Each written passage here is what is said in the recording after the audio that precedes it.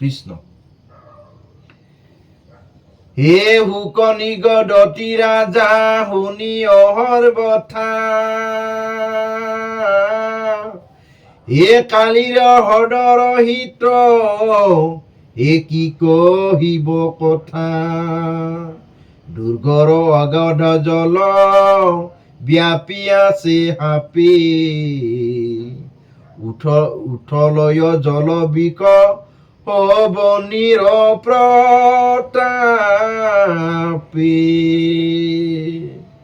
ইয়াতে ৰজা পৰীক্ষিতে শুকদেৱক সুধিছিলে যে হে প্ৰভু এতিয়া যে এই কালিন্দীৰ হ্ৰদত সেই নাগটোৱে কিয় ইমান বছৰ বছৰ ধৰি থাকিব লগা হ'ল এইখিনি কথা শুকদেৱক সুধিছিলে ৰজা পৰীক্ষিতে আৰু সেয়ে ৰজা পৰীক্ষিতৰ প্ৰশ্নৰ উত্তৰ শুকদেৱে এইদৰে দিছে যে শুক নিগদতি ৰাজা শুনিও সৰ্বথা কালিৰ হ্ৰদৰ হিত কি কহিব কথা এই যে কালিন্দী হ্ৰদ আছে সেই হ্ৰদৰ কথা কৈ শেষ কৰিব নোৱাৰি কিমান কম দুৰ্গৰ অগাধ জল ব্যাপী আছে হাপে উঠলয় জল বিষ বহ্নিৰ প্ৰতাপে সেই হ্ৰদত যিমান পানী আছে সেই সমস্ত পানীতেই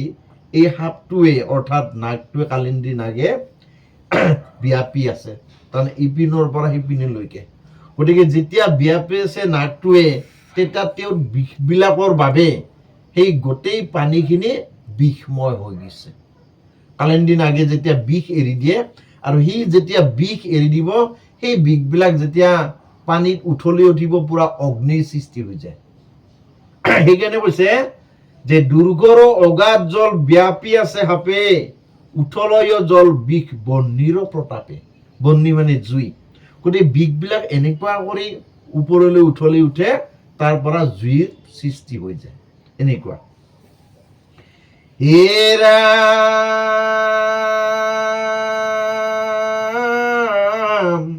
হে উপরে উড়ন্তে পক্ষী পরে মরি মরি হে খলকট যায় জল ও দূর কৌপরি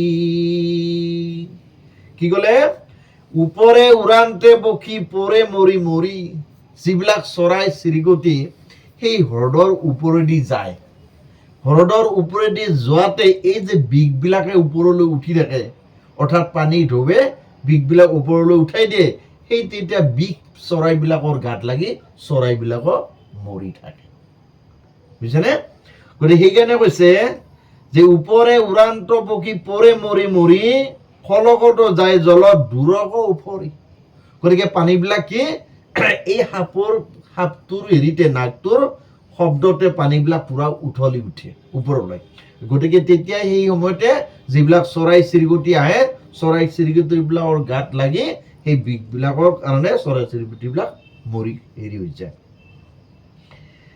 হে মৰয় তীৰৰ তৰু নলাগে বিলম্ব ও জীৱ একে গাছ মাত্ৰ ও তীৰত কদম্ব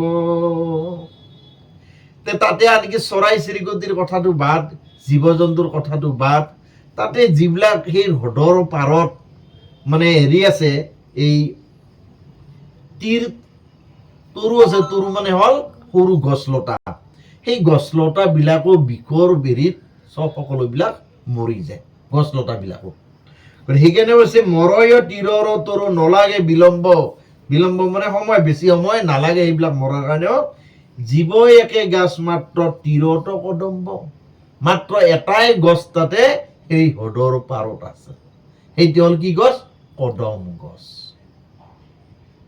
বুজিছেনে কদম গছডাল মৰণে তাৰো ৰহস্য আছে এইটো প্ৰশ্ন শুকদেৱক সুধিছিল যে কদম গছডাল যদি সকলো জীৱ জন্তুৱে মৰি যায় কদম গছডাল কি কাৰণত থাকিলে এতিয়া আমাক ক'ব এইখিনি কথাটো হেৰা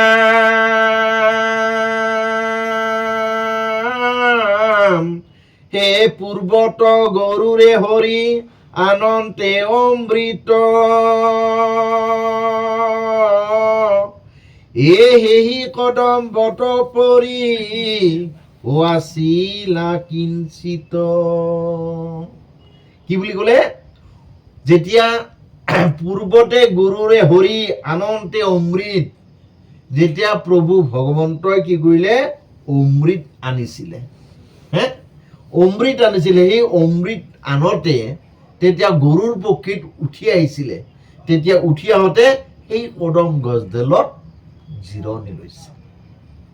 বুজি পালেনে? সেই কদম গছডালত জিৰণি লৈছিল। সেইকাৰণে ক'লে সেই পূৰ্বত গৰুৰে হৰি আনন্তে অমৃত সেই কদম্বত পৰি আছিলা কিঞ্চিত। সেই কদম গছডালত জিৰণি লৈছিল। জিৰণি লওঁতে তাৰ পৰা অমৃত কি হ'ল? কদম গছডালত পৰিলে। এই যে অমৃত পৰিলে, অমৃত পৰাৰ কাৰণে কি হ'ল? গছডাল অমৰ হৈ থাকিল। দেৱতাবিলাকে অমৃত পান কৰি অমৰ হ'ল, হয় কি নহয়? হেৰিও কি বুলি কয়, ৰাহু আৰু কেতু অলপ অমৃত পান কৰিছিল, সেইকাৰণে ৰাহু আৰু কেতু অমৰ হৈ থাকিলে।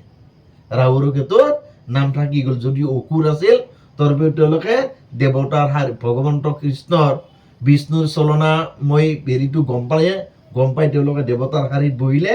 দেৱতাৰ শাৰীত যেতিয়া বহিলে ভগৱন্ত কৃষ্ণই মোহিনী ৰূপ ধাৰণ কৰি সেই অমৃত ভগাই থাকোঁতে তেতিয়া তেওঁলোকে অমৃতৰ ভাগ পালে। অমৃতৰ যে ভাগ পালে সেইকাৰণে তেওঁলোক ৰাহু আৰু কেতু অমৰ হৈ থাকিল। বুজিছেনে সেই কথাটোৱে? গতিকে সেই অমৃত খনি লৈয়ে যেতিয়া ভগৱন্ত কৃষ্ণই গৰু পক্ষীত উঠি আহিছিল, কদমৰ গছডালত ৰৈছিলে। আৰু তেতিয়াই কদমৰ গছডালত সেই অমৃত পৰিছিলে। আৰু সেই অমৃত গছডালত পৰাৰ কাৰণে গছডাল হাজাৰ হাজাৰ বছৰ জীৱিত হৈ থাকিল। এই কথাটোৱে আমাক ক'লে অমৃতৰ পূৰ্বত গৰুৰে হৰি আনন্তে অমৃত সেই কদম্বত পৰি আছিলা কিঞ্চিত।